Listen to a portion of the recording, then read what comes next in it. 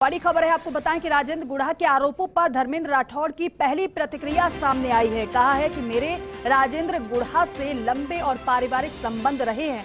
हमारे संबंधों की प्रगाढ़ता इतनी रही कि करीब 10 साल पहले वो मेरे घर में रहे।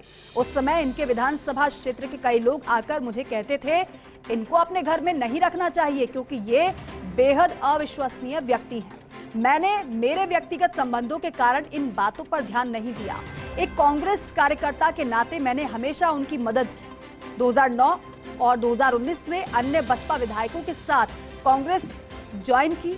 जब भी मेरे संपर्क में रहे, बैकग्राउंड जानते हुए भी पार्टी हित में मैंने साथ दिया इनका।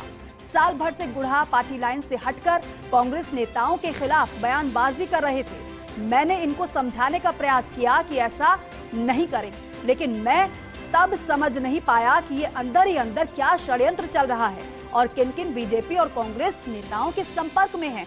जब गुढ़ा को बिन पैंदे का लोटा कहा था तब भी मैंने इनका बचाव किया था। बीजेपी ने एमपी की तर्ज पर राजस्थान में भी सरकार गिराने का प्रयास किया था। इसी षड्यंत्र का हिस्सा केंद्रीय एजेंसियों द्वारा कांग्रेस नेताओं, तमाम प्रतिष्ठानों, मुख्यमंत्री के भाई तक के घर छापा डाला गया। मुझे याद है कि मेरे से इन्होंने किसी लाल डायरी की चर्चा नहीं की। मैं संभवतः हमेशा गांधी डायरी का उपयोग करता हूं, अपनी दिनचर्या लिखता हूं। इनकम टैक्स डिपार्टमेंट के लोग मेरे घर से 3 डायरियां लेकर गए थे जिनमें ऐसी गांधी डायरियां थी, ये उनके रिकॉर्ड में दर्ज है। कांग्रेस मणिपुर हिंसा को लेकर संसद में चर्चा करना चाहती है। पूरे देश दुनिया की नजर इस पर है। इस पर संसद नहीं बातचीत हो रही है, हालांकि नहीं हो पा रही है कार्यवाही। और दिल्ली से लेकर जयपुर तक भाजपा राजस्थान सरकार पर झूठे आरोप लगाकर मणिपुर के मुद्दे की गंभीरता कम करने का षड्यंत्र कर रही है। उसी षड्यंत्र के अंतर्गत राजेंद्र गुढ़ा को मोहरा बनाकर ये हाई वोल्टेज ड्रामा रचा गया है। पहली प्रतिक्रिया धर्मेंद्र राठौड़ की राजेंद्र गुढ़ा के आरोपों पर आई है। उन्होंने ये तमाम बातों का जिक्र किया है।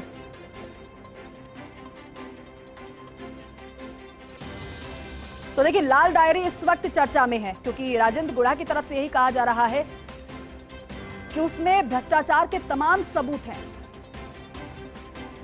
और अगर वो लाल डायरी सामने आ जाती है, उसमें जो बातें लिखी हैं वो पता चल जाती है, तो ऐसे बड़े बड़े नाम सामने आएंगे जिससे ये पता चल पाएगा कि रुपयों का जो लेन देन होता था वो किसके जरिए कहां तक होता था, किसको पैसे कितने देने हैं, ये सारा जिक्र उसमें है। लेकिन फिलहाल लाल डायरी का जिक्र ही हो रहा है, आया कुछ सामने नहीं है। और इसमें धर्मेंद्र राठौड़ का जिक्र भी किया गया है। गुढ़ा की तरफ से ये कहा गया कांग्रेस के किस राष्ट्रीय नेता को कितना पैसा दिया गया, ये बात भी डायरी में लिखी गई है। ये पैसा प्रतिमाह उन नेताओं को दिया जाता था जो दिल्ली में लॉबिंग किया करते थे। गंभीर आरोप